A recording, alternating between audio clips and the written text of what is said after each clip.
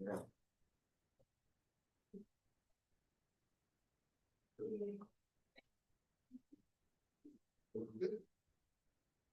told you.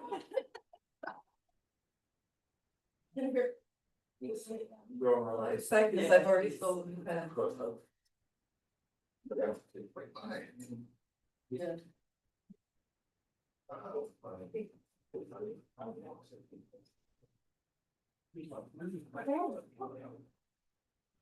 All right, good afternoon. Hope everyone's doing well. It is 4:03. My name is Alyssa Calderhead, PTAC co-chair, and I am calling today's meeting of the Public Transit Advisory Committee to order. So we'll begin with introductions this evening. We'll start with PTAC members. So please say your name, which city, town, or board appointed you. So we can start on the right side of the room with our PTAC members.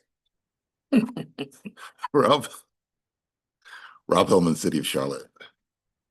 John Cock, Town of Davidson. Alyssa Calderhead, mayoral appointee.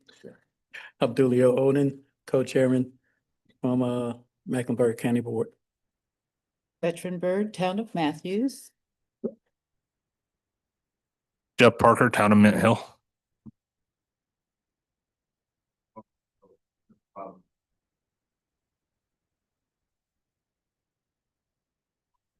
Okay. Finally, we'll have CAT staff in the room introduce themselves. We'll also start on the right side of the room. Brett Baldeck, Communications Manager for CATS. Emily Kunze, staff. Nigeria Johnson, staff. Chad Howe, CAT's Chief Financial Officer. Elizabeth Pertuti, CAT's Chief Administrative Officer. Catherine Coomer, Director of Marketing Communications. Jason Lawrence, Director of Planning.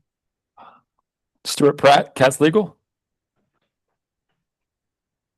Eric Osnes, Chief Safety and Security Officer.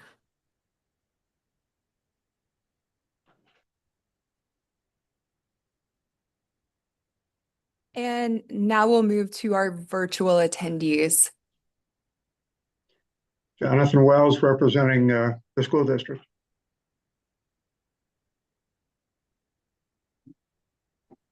Eric Green, Jr., Mecklenburg County.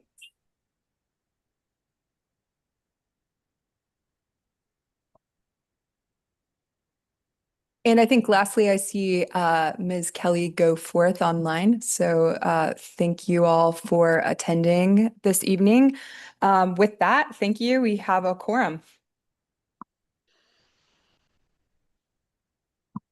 So our first item for this evening is topics for the committee member forum. This is a place where members can share service issues, concerns, raise topics for future agendas. We want to ensure that there is enough time at the end. If there are any issues that need to be addressed, CAT staff will ensure there's time allotted for this forum. So if there are any topics from our committee members, please speak now. Madam Chair, I'd like to request at a future meeting consideration be given to receiving an update presentation on the multimodal facility up there on North Graham Street.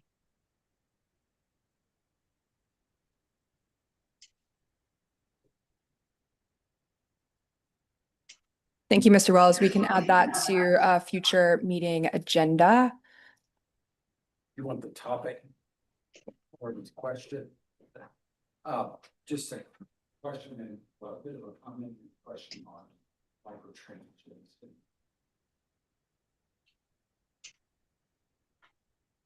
And from myself this evening, since the sales tax referendum has passed, I think it's safe to say we should be able to discuss what this means for the Public Transit Advisory Committee, for future meetings, et cetera, as we are seeing a new, I guess, council enter the sphere with the MPTA and just where PTAC fits into that new ecosystem.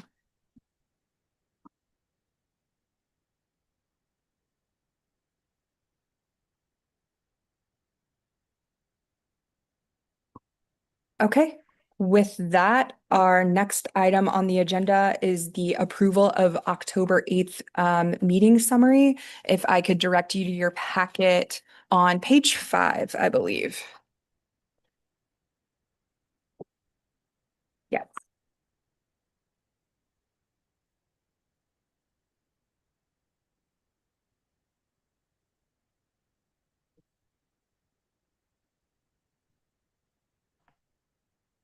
Motion to approve the minutes. Okay, we have a motion from Mr. Rob Hillman. Yes. We have a second from Mr. Abdulia Odin. If we're all in favor, please raise your hands. All right, I see our online attendees with their hands up. Okay, this looks to be unanimous. Any nays, just to clarify? Okay, with that, the October 8th meeting summary minutes have been passed. Thank you.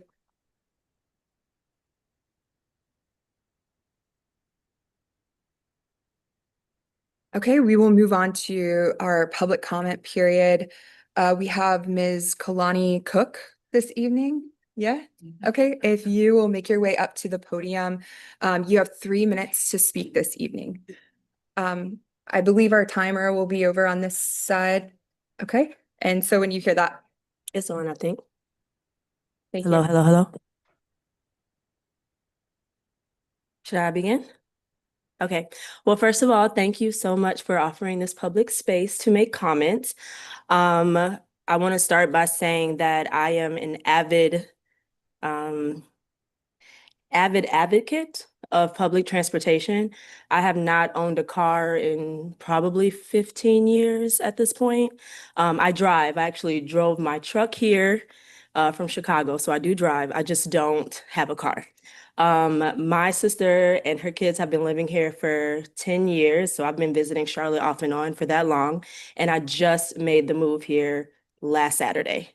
So I'm very new to Charlotte as a resident, but I'm not new to the city by any means. I love coming here and I'm so happy to finally be here. I came from Pittsburgh. I was there for 10 years. I ran a nonprofit. I ran an investment firm for startups, a bunch of other things, but I was very involved in my local government. And so I plan to do the same here. And so I guess my first personal agenda item as a new resident was to speak about my experience with the public transit system. So far, it's been fine. It's been great. I took the bus here actually, but I do have a question / comment / slight complaint about the train noise. So I live in a building by the 9th and still learning streets, the 9th Street. I don't know, it was at 9th, I don't know, 9th Street stop. And there's a big building right there. And I actually asked the apartment owners, like, had this been something that was discussed, but there's a train that stops there. And since I've been there, I recorded the times that the horn beeps. And it's not just beeping, it's like laying on the horn, and it starts at like 4:30 a.m. And literally, when I spoke with everybody or that I could at the building, this has been like a repeated thing for like a while, that people have been trying to get this horn situation fixed, but apparently it's keeping like all the residents up. When I did speak with our leasing office, they said that they had spoken with some people, but it was kind of just brushed off. So again, I said, well, how can I give back to my community being new here? Again, I'm very involved in local government. So I was like, I'll just make a public comment about it, but it is really loud. So as I was recording the horns, I thought, okay, well, maybe they're beeping for somebody to get out the way. So at 5 a.m, I'm being woken up by the horn. And I looked and there's like no one on the platform. They're just laying on the horn every 20 minutes throughout the entire day. I do know there's like a noise ordinance. So I did call 311 and ask if that is something that the train has to abide by. And I was told yes. So I was just wanting to know maybe from like planning or I think you said, I forgot where I think back here in the corner. Safety, yes. If that is, okay, sorry. Anyway, that's my comment. I just wanted to maybe ask like if that could be something that could be resolved because it's really bad, and how I could go about maybe advocating for that with my building. Thank you. Thanks, Ms. Kalani, and welcome to Charlotte.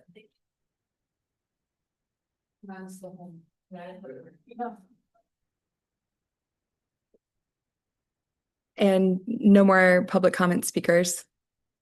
No, ma'am, that was all.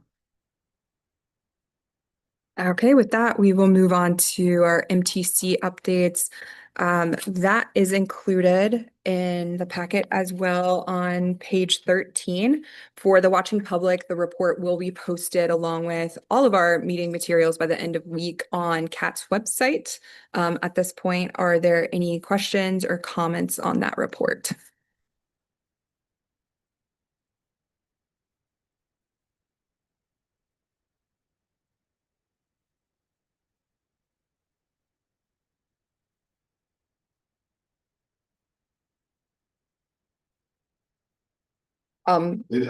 Question number one, is it cats? Do we know if it's cats versus like the train, like the train?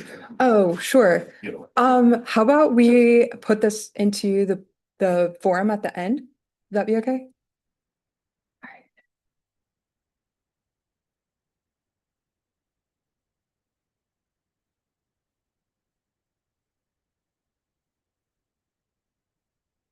Okay, with that, we'll move on to our agenda items. I do not see interim CEO Brett Cagle here. So do we want to, is someone else presenting this evening? On the sales tax? Yes. Yeah, Okay, I am. okay. Good afternoon, everyone. I am going to provide a brief update on the sales tax referendum and where we are at. As you probably all know, the referendum passed within Mecklenburg County with just over a 52% approval rating. And so we are very excited for what that means for transit and our community and just enhancing mobility for the region. And so now the real work really starts to begin as we think about implementation of the plan. And from the Better Bus Network to rail line planning and kind of starting to really focus on that. So we are starting to outline our game plan in terms of how we're prioritizing service improvements from a bus standpoint, and then also proceeding with corridor work on the light rail lines in the plan. And so we'll be bringing that back to PTAC and others throughout the course of the next year as we start to finalize and formalize those plans for review by the public and then ultimately approval by the MTC and in coordination with the newly established MPTA board. We're also, as you all know, with the instituting and approval of the sales tax, there will also be a transition of CATs from a City of Charlotte department to an authority.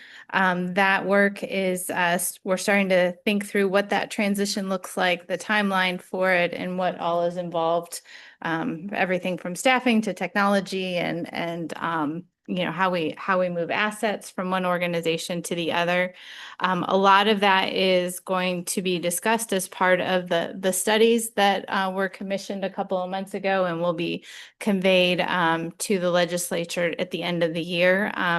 We anticipate the MPTA board meeting at some point in December to receive those studies and then be able to convey them to the legislature.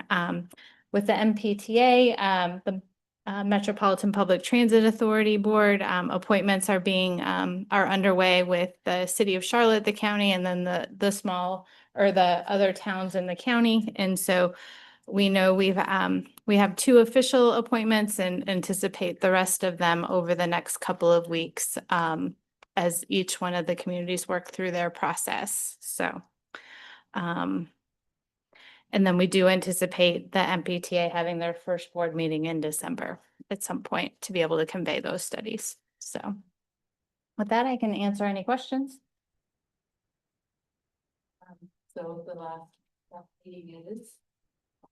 Your mic.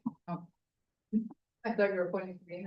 So, so you may, and I know Alyssa spoke to that as part of the forum, and I can maybe address some of that now. With the interlocal agreement that was passed by the MTC back in the end of July, there was two things that interlocal that MOU, or was an MOU that was passed was one, to maintain PTAC as part of the government or the structure with the transition to the authority. And then secondly is for there to be a transit rider component to appointments with one appointment from Mecklenburg County and one from the city. And so we're anticipating that is taken into consideration with the Mecklenburg County and city appointments, that there will be somebody who is an active transit rider as part of one of those appointments, and then that PTAC would continue through this transition to the MPTA structure and board structure. So there won't necessarily be a last meeting, or we're not anticipating one. Michelle Dunlap Thompson.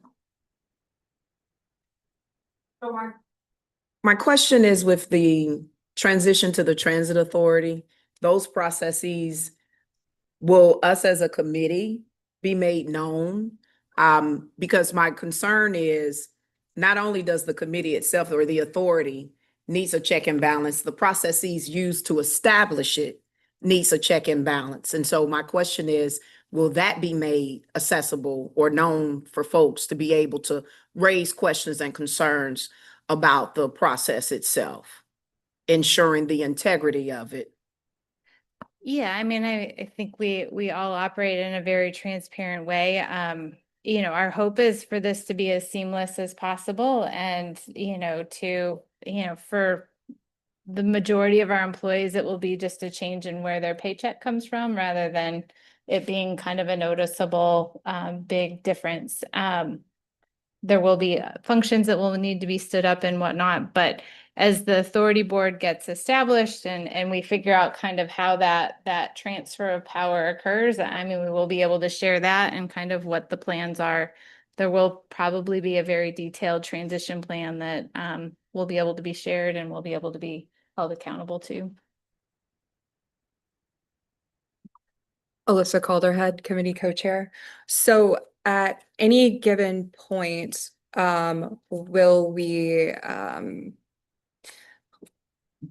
see the same structure of meeting scheduling that we currently have with PTAC and MTC sort of remain in place, and we'll see the MPTA sort of I guess move into that MTC space, so we would still have a 2-week cadence?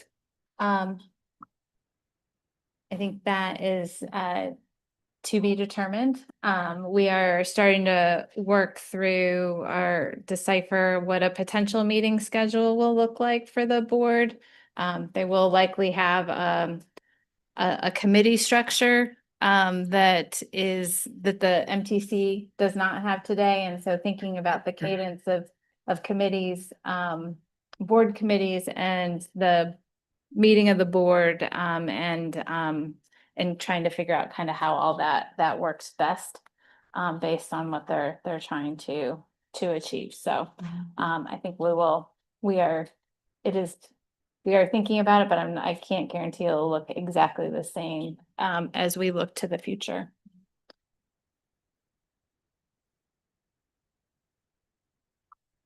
So just a quick comment to sort of button this element up. Still more to be seen around the scheduling. However, PTAC committee size will increase by 1, if not 2 people who are transit specific writers. Or No, those two are specific to the MPTA board appointments, not PTAC. okay.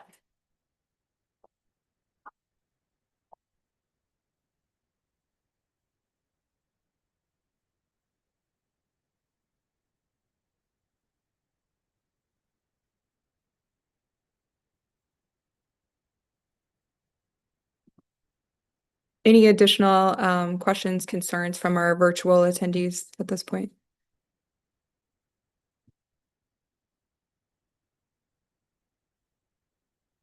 Okay. Ms. Crucetti, any more around the sales tax update that you want to provide? No, I think that covers it. Stay tuned. You know, there's a lot of planning and work that will be ahead of us. And so we'll intend to involve PTAC in what's appropriate as we work through that.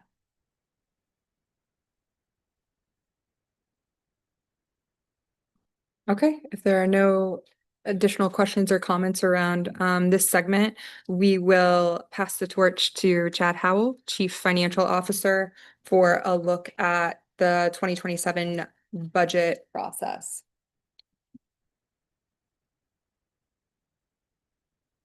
Good afternoon, everyone. Co-chairs Calderhead and Oden and committee members. We are going back to school here for a brief time. So we are suspending the meeting, not legally, of course, but we are going back to school here for a few minutes. All kidding aside, I will say that within here, as you've heard Ms. Pursuti present, there are certain assumptions that are made in here about what roles folks would have so that we can have the conversation. But obviously that will change as we move into this. You know, looking at the things that we know and the budgets that we'll be putting together, they're going to be challenging. I don't mean that necessarily from a funding perspective, but challenging in the coming year, trying to make sure that we are continuing to provide the level of service that we currently do, begin ramping up into the transit system plan, the early stages of that, and generally getting ready to stand up the authority. So I don't have a bunch of numbers for everyone yet because we're still working through those, but we thought it would be beneficial just to go through and just kind of remind everyone. I know we've got a lot of experience here at the table, but just kind of remind everyone of the process that we briefly follow. Next, please. I just wanted to start by reminding everyone that our mission, vision, and our values and our strategic priorities, that these are overall with PTAC's input and the MTC's input, what we use to build our budget from. So this would be the basis of our budget. Next, please. Today, I just want to remind everyone of kind of the legal framework that we work under, kind of the roles and responsibilities of the different folks within the process. The timelines, there's two. There's a statutory timeline, and then there's the timeline that we use to actually adopt the budget. And this just briefly the budget structure and some of the key components of that budget. So why is budgeting so important? Well, a couple of different ways to look at it is your budget is part of what transitions your dreaming into doing, right? It's how you actually take the policies and procedures or the strategic priorities that this committee as well as the MTC develops, how you actually implement those. And right, so that's you're aligning resources with the community's priorities. You're ensuring compliance. We all have to comply back to North Carolina statutes and financial transparency. We briefly talked about transparency here. That's always very critical with our budget. It builds public trust and accountability and supports long-term planning and service delivery. Next, please. So I always like to bring a visual in when I can. And so these are my actual books from grad school. And so the Local Government Budget and Fiscal Control Act itself, so I'm holding up a book here, is 30 pages long. Right, so that's just this general statute summarized or general statutes put in one book. It's 300 pages to explain what that actually means. And so I remember when I first saw that, I'm like, what is this? So I'm not going to spare everyone that, and I'm just going to kind of hit the broad framework. So the Local Government Budget and Fiscal Control Act also talks about how municipalities and counties, how you budget and run your financial operations within the context of our local governments. It requires that there be a balanced budget. It authorizes all of the spending through an annual adopted budget ordinance. It sets the fiscal year as July 1 through June 30 of every year. It talks about the annual adoption process. It mandates that there be a public hearing. And it talks about the duties of the budget officer and other officers and how they go about preparing the budgets. And again, as you know, in our current framework as a city department, of course, we're part of the city, and in the future framework as part of an authority, all of this still applies to us, even though it's typically, you know, thought of as applying to either municipality or a county. So that's why it's still relevant to us. Next, please. And again, subject to change here, I'll kind of put that condition out as we look at standing up the MPTA board. The different roles and responsibilities, of course, we believe in pushing it down to within the organization as much as we can. So each operating division has a role. They submit their budgets to us. The finance team then consolidates those budgets, presents it to the CATS executive leadership team, where some of the hard decisions are made about how we will move that budget forward, incorporate. This is where we make sure we're incorporating all of the mission, vision, values, and priorities. The chief executive officer then would present that budget, or through one of us would present that budget to this committee, the MTC, and ultimately City Council, if that's the process. Of course, PTAC reviews the proposed budget, and then MTC currently as the policy board, you could say there. Well, MTC, let me continue this way. MTC is the policy board, then makes a recommendation to the City Council, you know, to adopt the budget. Under the authority board, as I understand it, and I'll say as I understand it, they would of course fulfill both those roles, and ultimately would, once the authority is fully formed, would ultimately adopt the new authority's budget in the way that the City Council does now. But that's not going to happen tomorrow, of course. Questions now or later? Veteran from Town of Matthews. We can take questions now. Sure. So since we serve multiple municipalities, why is Charlotte City Council the one who adopts the budget? Because CATS itself is part of the city of Charlotte. And so that brings us, I am a City of Charlotte employee, I'll just say it that way, so and all of us are. However, the way that the process actually works is as the budget that's reviewed, as it works now, the budget that's reviewed by PTAC, right? They make recommendations, if modified, that goes to the MTC. Once the MTC then presents that budget, approves it, and presents that budget to the council. If the council were to make major changes to that, then there's a process that has to be handled between the two. And so in essence, it is a group that is representing the entire county that is doing the deep dive into the budget and ensuring that it meets mission, vision, values, and strategic priorities. And another way to think about it is that the MTC is the policy board and kind of directs policy for CATS. And then the city of Charlotte is the fiscal agent. And so contracts and spending and all of that has to go through them.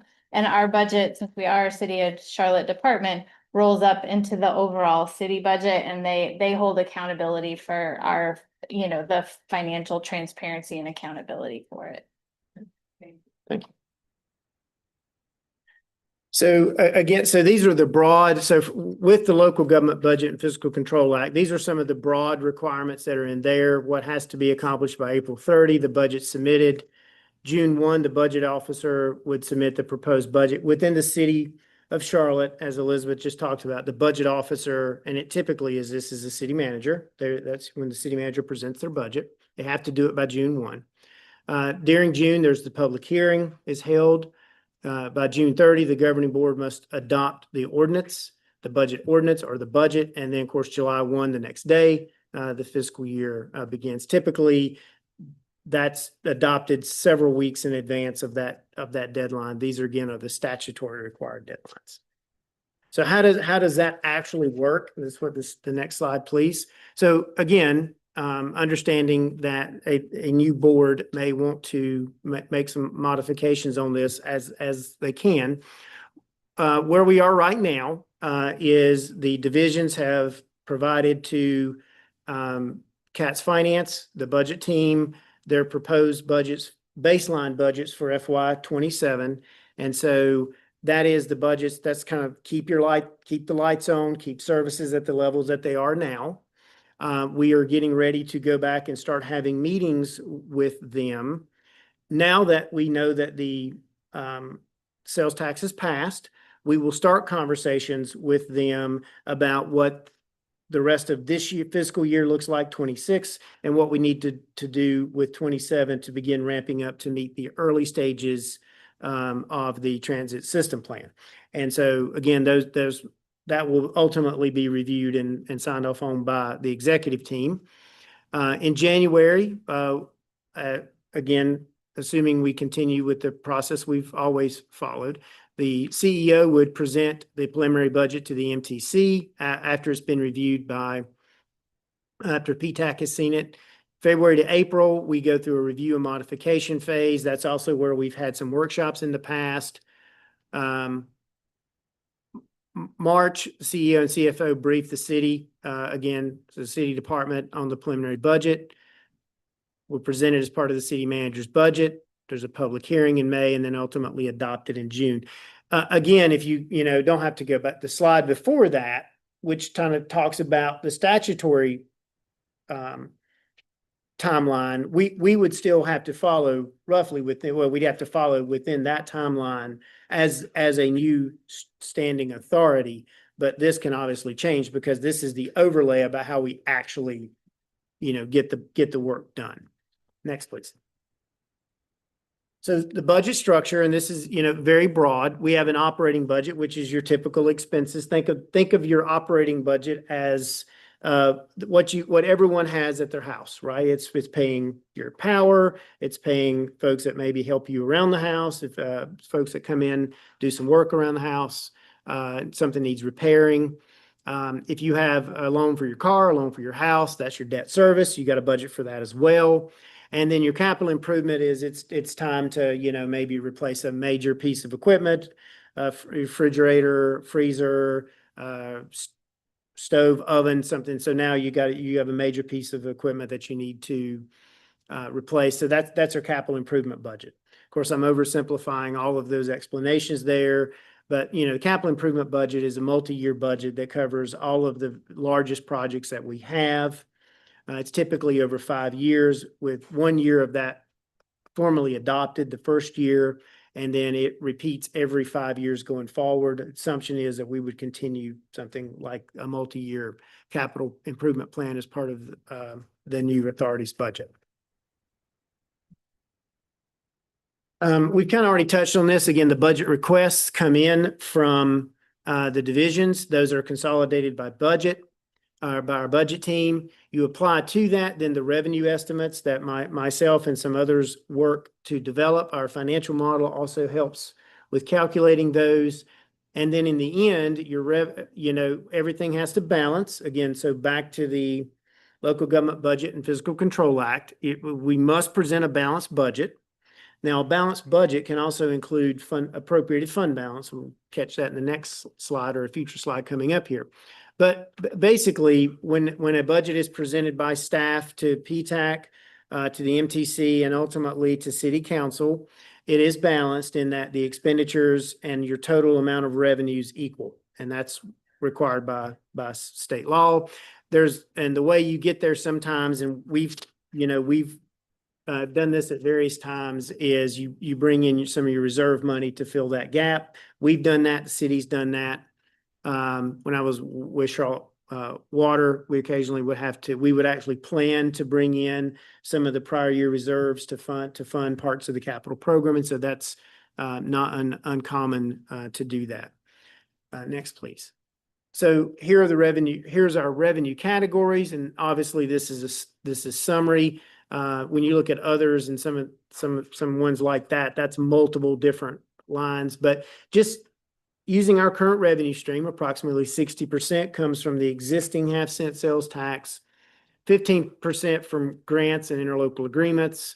The city transfers to us approximately 11% of our budget. Fair revenue, 6%.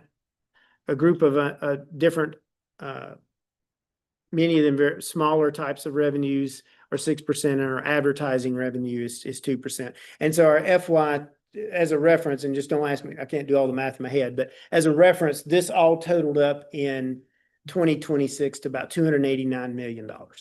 So that's what that included.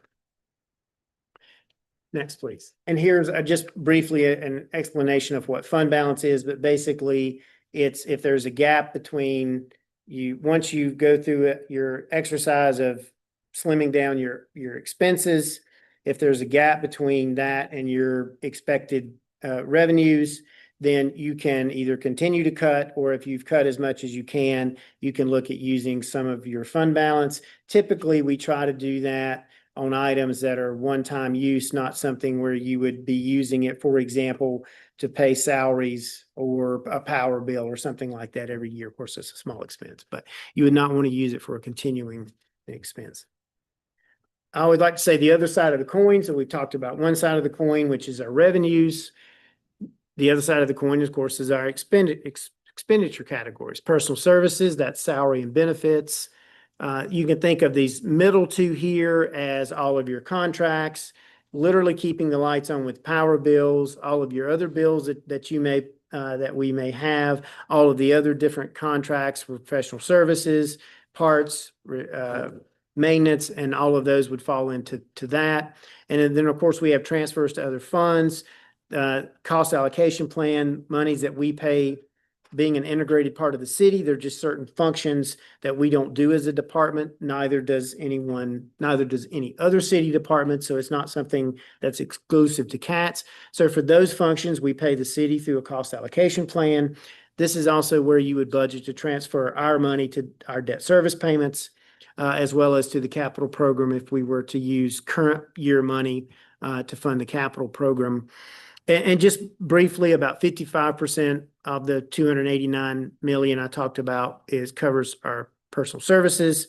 About 33% covers the two middle categories, and about 12% then it covers transfers.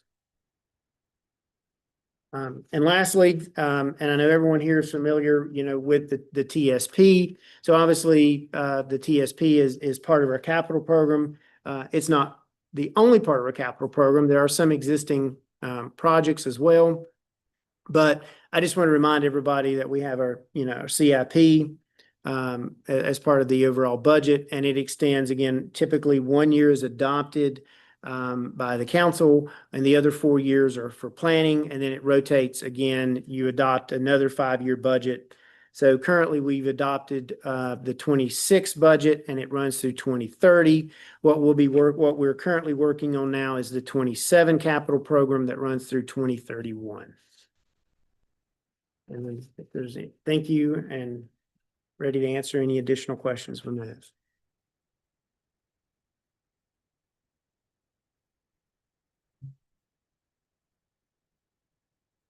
All right, well, stay tuned. We will be coming back with numbers and things in the coming months to work through the budget process with y'all. Yeah, I just wanted to check in with our virtual attendees and see if they had any questions. Sure. Do the revenue categories, are they estimates of what, they include estimates of what the new sales tax will? Oh, sorry, yep.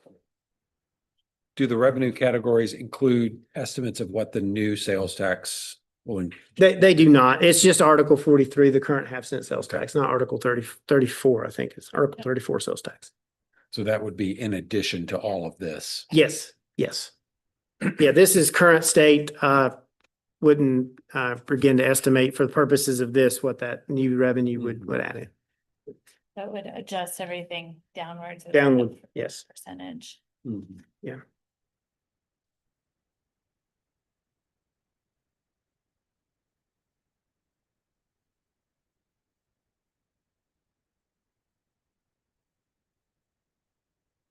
Okay, thank you.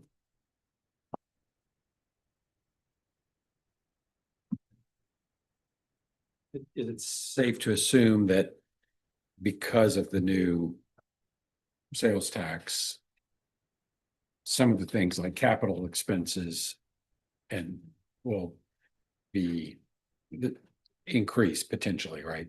Oh, absolutely. The transit system plan itself is, over the next 30 years is the main driver of a lot of that. So not only are we bringing in additional revenues, we also have a lot of additional expenses that go with those. And that's what was signed off on or adopted as part of the transit system plan. Absolutely.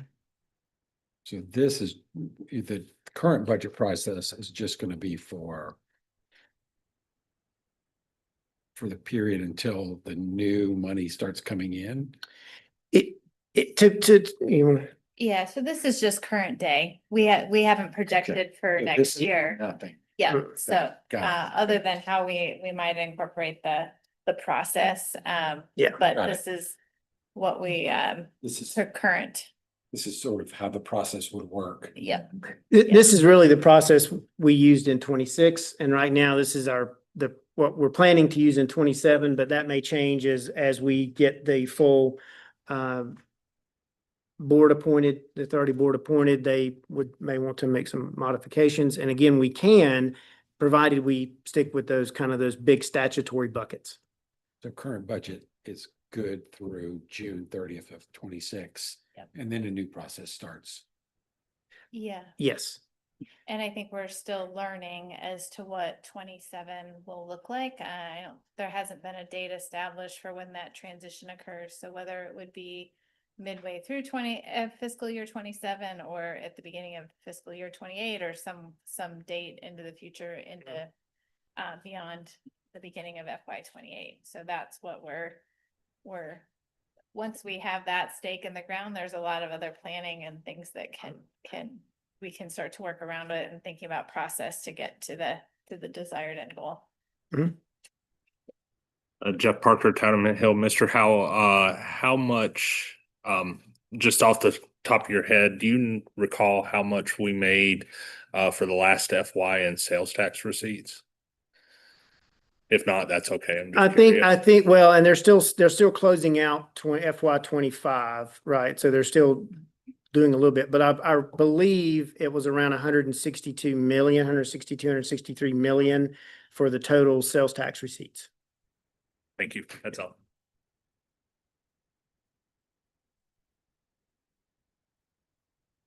Alyssa Calderhead, co-chair. And just to put this all into play here, the sales tax will go into effect at the beginning of the new fiscal year in 26, July 1st, correct? I think we're still working through what that will look like in terms of when it will be, is it levied is the right word, or when that will go in statutorily versus collected? and Yeah. All of those things. So, right, so the Department of Revenue who actually collects it and then sends a check they can't implement some of that currently until October of next year. And so we're working to see if everyone is looking to see if that's, what that means for when we might actually receive the first dollars. But that doesn't mean that that doesn't necessarily mean that the 27 budget wouldn't include some of that. Again, you typically budget for you're targeting by the end of the fiscal year, what your total revenues would be, not what you have the first day. So we're still waiting to see. Folks are asking those questions now. It's a procedural thing with the state about when they update their billing system. That would then allow for the actual collection and dissemination of the new sales tax.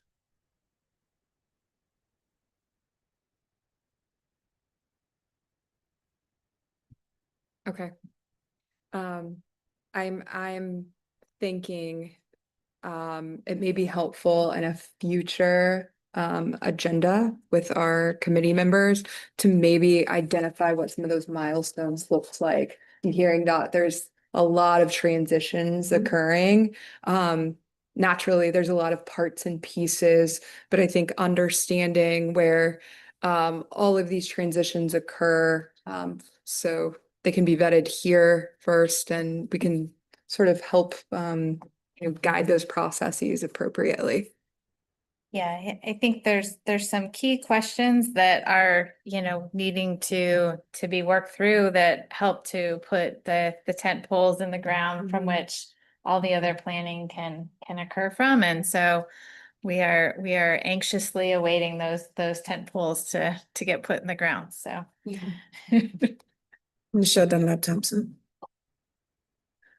So thank you so much for this detailed report. I guess my question maybe leans more towards safety and security intertwined with the budget process.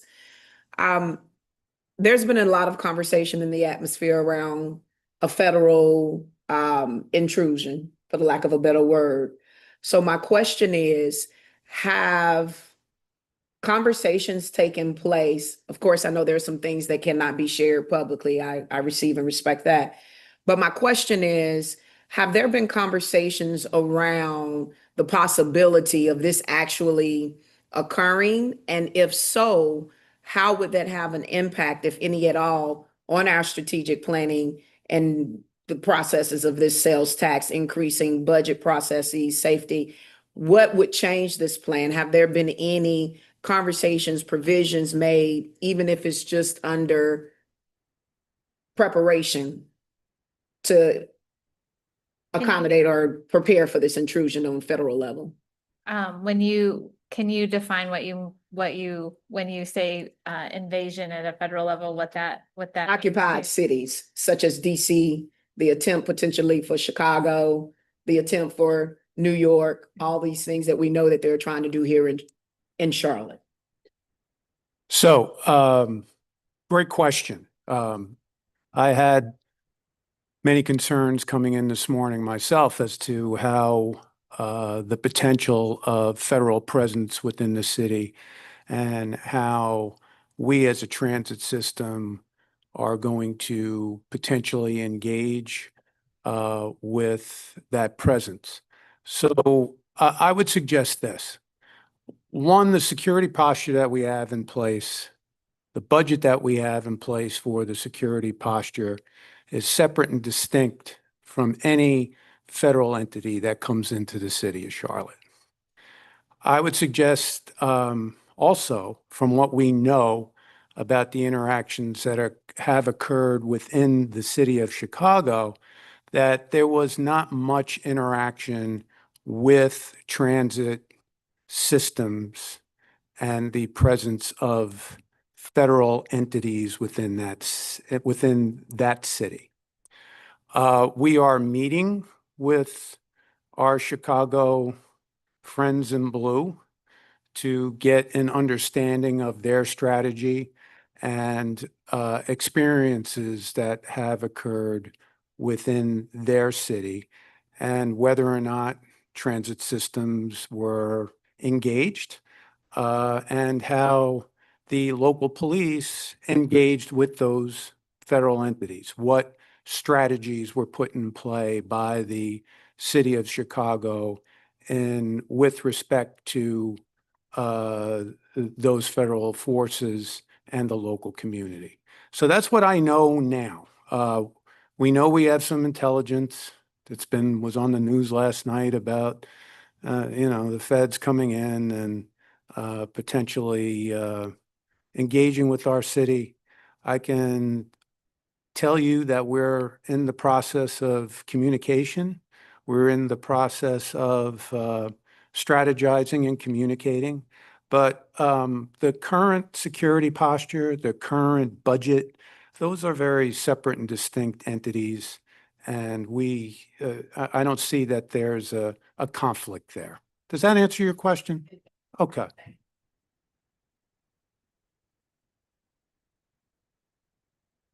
And I think I would just to add to Mr. Osnes, again, the budget team meets with his staff to make sure that we are effectively funding and providing them with the resources necessary for the security posture as he spoke about. And so we've done that and we'll continue to do that as we work through this budget process. But it's very much a team effort. That's a great example of how we work together, how we depend on the divisions to provide to us the detail that they need so we can make sure that the resources are there.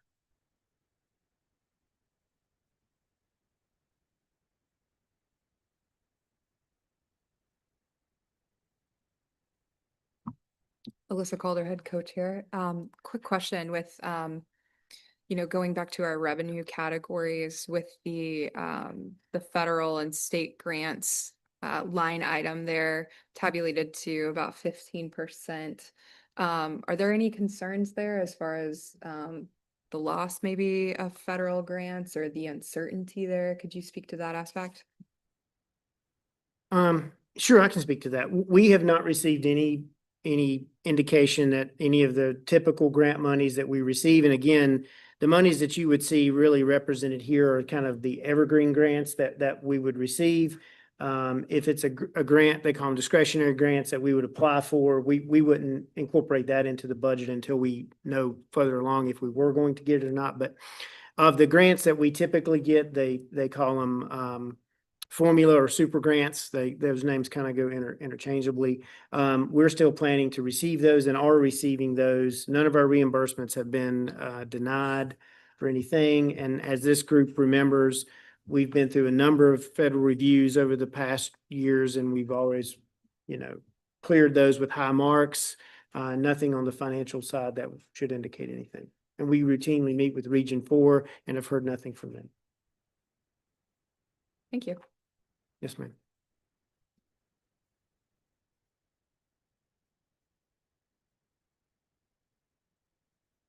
If there are not any further questions surrounding 27 budget, we will move on to our committee member forum at this time. Can I help? Do you want to speak to it? I just wanted to point out that there is a follow-up report in your packets with associated materials. We do hear your questions, and so we have answered them. And you'll see there's a lot of attachments. I tried to, in red, indicate where you can find those in your packet. And these will also, I also emailed this to you because I know some of this is small, and it's also available online. So we will be continuing to bring you this as there are items to follow up with. Veteran Bird, Town of Matthews, first of all, thank you. Second of all, if we turn this landscape, it'll be a little easier for us to read. I would like to make an adjustment to at least one of my items that I was able to discern with my glasses on. Actually, it's the second item. It's not just making the reporter problem more visible. By the way, I did share the reporter problem feature with our community speaker today, who was also unaware that it was there. So we need to make it more prominent. But the catalyst behind the request was, if the thing is urgent, there should be an upfront question, reporter problem. Is this urgent? Or is this life-threatening? Or is this, I don't know what the verbiage is. And then the back-end systems would handle where to direct that report based on the sense of urgency. So that urgency factor didn't quite make the the description. Thank you. And get ready, because they'll Thank you.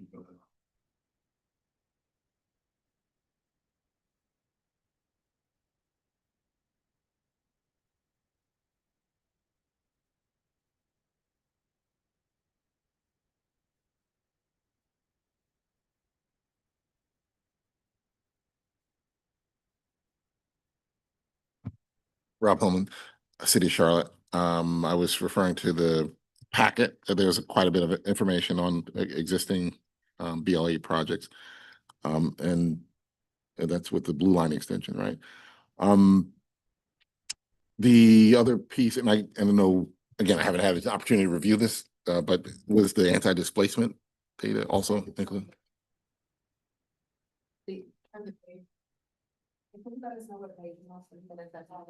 I'm on page 25.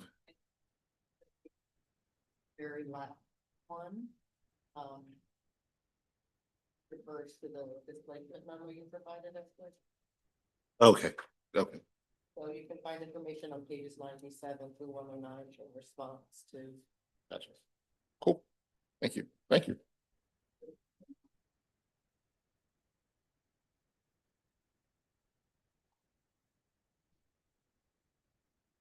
Yeah, Emily, thanks so much for putting this together. This is a great resource and really appreciate y'all's diligence and follow up and follow through rather.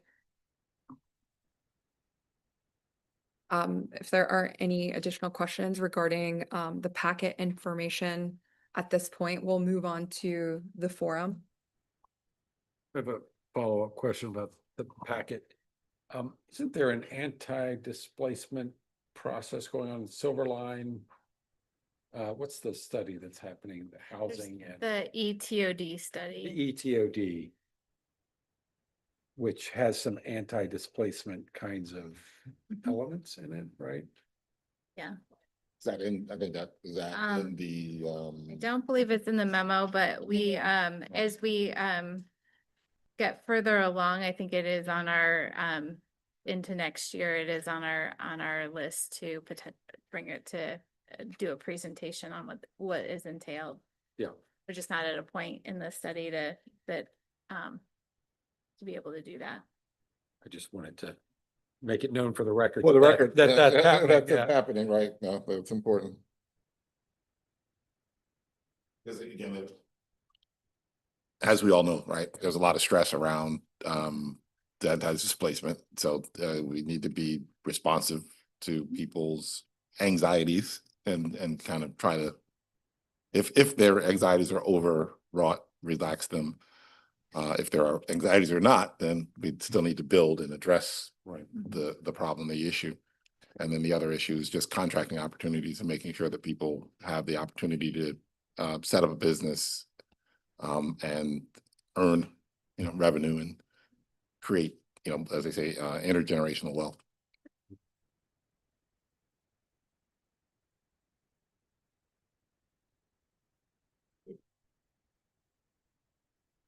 Okay, with that, we'll move into our committee member forum and let's make time to respond to Ms. Kalani Cook's noise concern.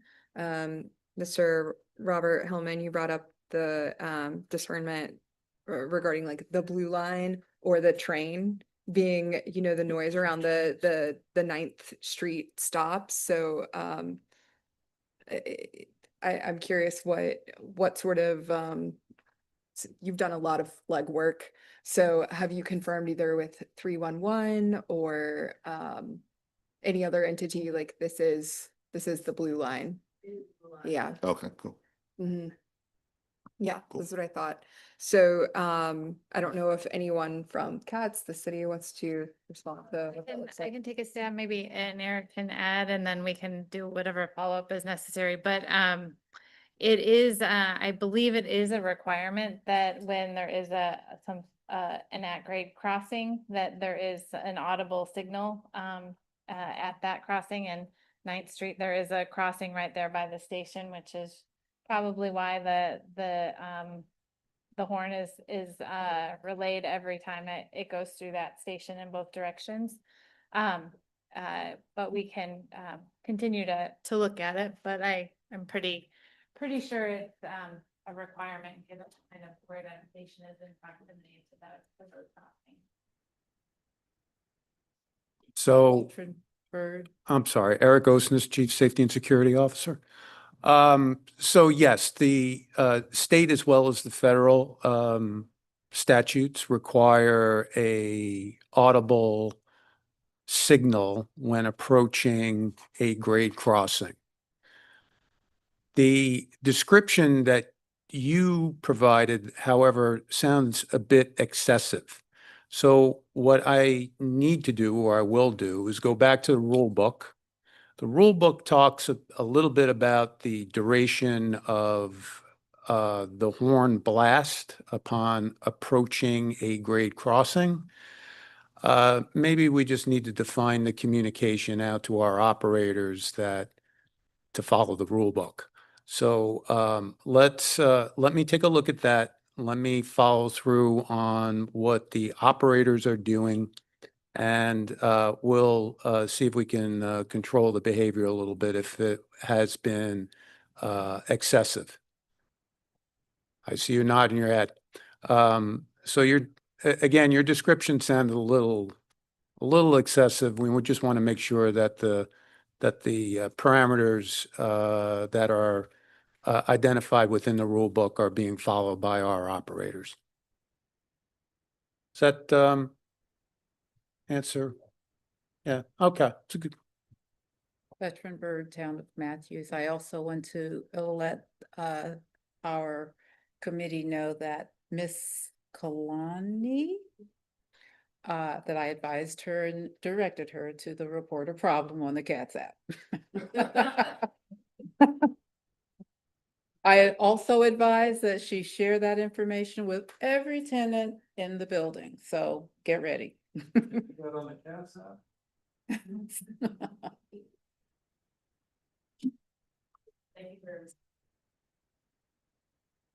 And we have your information, so we will follow up with you.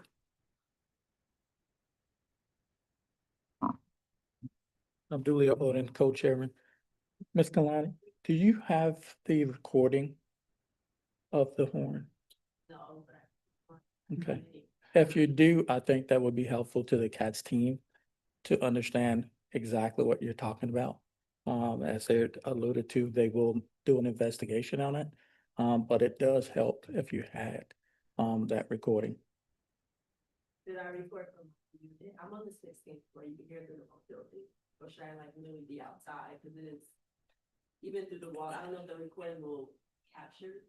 You can do either or. It's up between your communication with CATS is to make sure that they know what your concerns are and they can address it effectively. So it's up to you. Veteran Bird, Town of Matthews, you may ask your co-residents, maybe somebody on the first floor, to do that recording for you. They may have it. Right.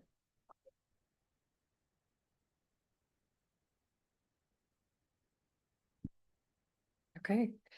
With that, I will pass the baton over to Mr. John Cock. I believe that there is concern around microtransit. Maybe a question. So a fellow bus rider described his in-laws experience with microtransit, which they retired, live in North Mech, loved it at first, and now, and I think this is maybe a symptom of success. Now they're frustrated with it because so many people are using it and the wait times. So, and I'm sure this is just sort of like an iteration problem, but I would love to be able to know how to respond to that. And Elizabeth, I know you've said before that, you know, it's not an ideal configuration. So growing pains, et cetera, but.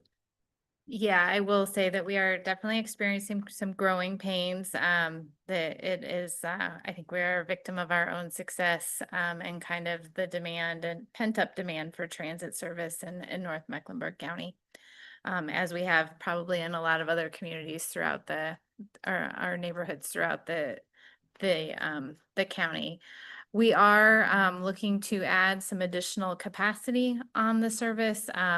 It started to, we're hiring, the contractor is hiring some additional drivers, and we'll be adding some additional vehicles to the mix there to kind of help with that wait times. I'm hopeful that it shows some progress. I'm not sure, just given kind of the level of demand and what we're seeing from a reservation standpoint. We're also looking at some other kind of options to alleviate some of the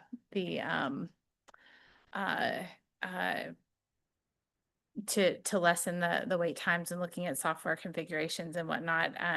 And also kind of looking at kind of the trip patterns, and maybe does the zone need some alterations at some point to the kind of modification to do multiple zones, or, you know, is it just going to require more vehicles in order to meet that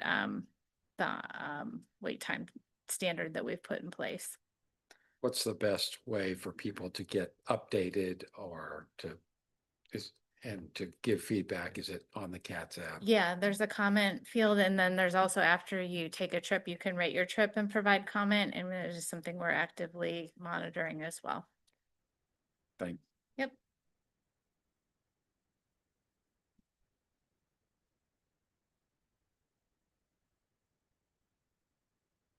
Veteran Bird, Town of Matthews, is it time for my unofficial addition to the agenda? I happily report that the car eating hole at the Matthews Park and Ride has been repaired. Yay! They had to dig up the entire entrance and re-pour the entire entrance of the park and ride to get that accomplished. So it was massive. But thank you much for the forum.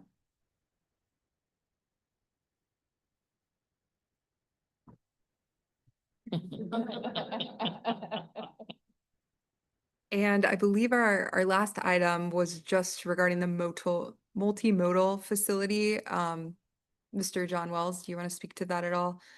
Just the request to have a future presentation around that. At this point, if you'd like to elaborate on your request, or maybe some of the information you'd like to see. Oh, there you are. I think I was looking more towards a general overview. I know that we've received presentations on a number of different capital projects over the last several months to half a year. And I don't specifically recall receiving any information about that project. There was a little bit of a news item that appeared over the summer in one of the online forums that did not necessarily paint it in the most positive light. I honestly don't remember the details, but it was pretty forgettable. That is why I figured perhaps getting a CATS endorsed presentation would be in everyone's best interest. Yep, we can add it to a future presentation agenda. Yep. Thanks, folks.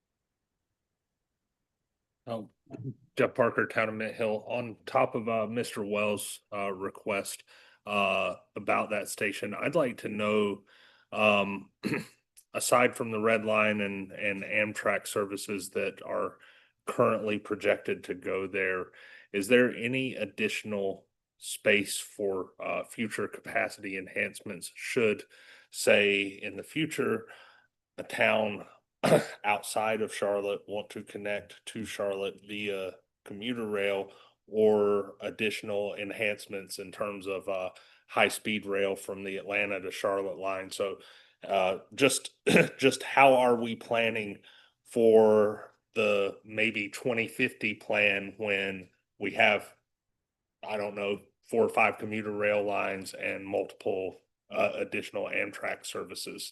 It doesn't seem like one platform is sufficient for that. I will let Kelly answer all of that as part of her presentation when she does that. But there are, I believe the Gold Line also services that area and station. And then, and I believe, Jason, you can correct me if I'm wrong, the Silver Line is also planned to go to CGS. So it's not.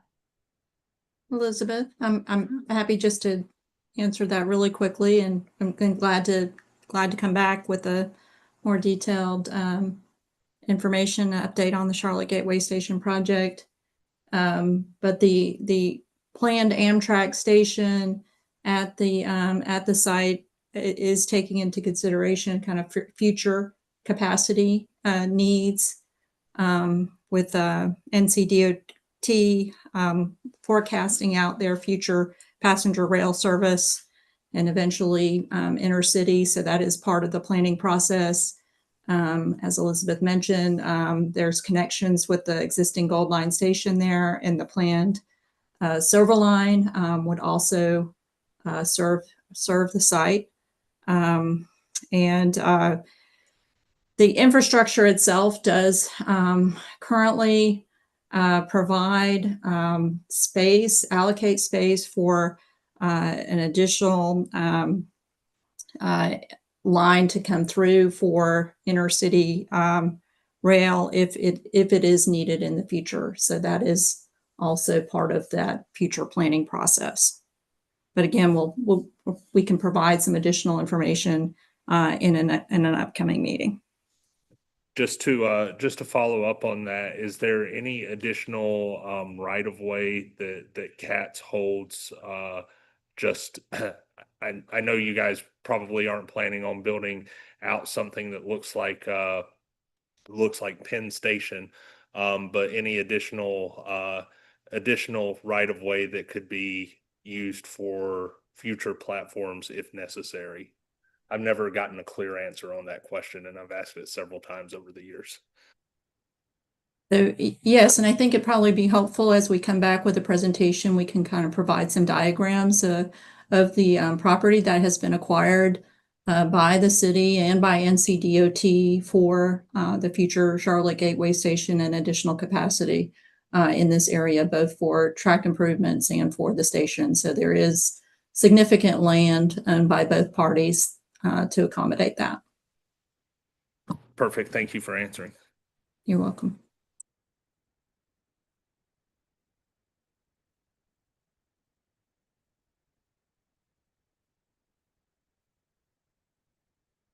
Okay, that does close out the committee member forum. However, due to the time remaining and the large amount of information we have gone through tonight, I would like to just open it up if anybody does have any additional questions, concerns regarding the 27 budget, the sales tax update, or future items that we need to select for agendas, etc.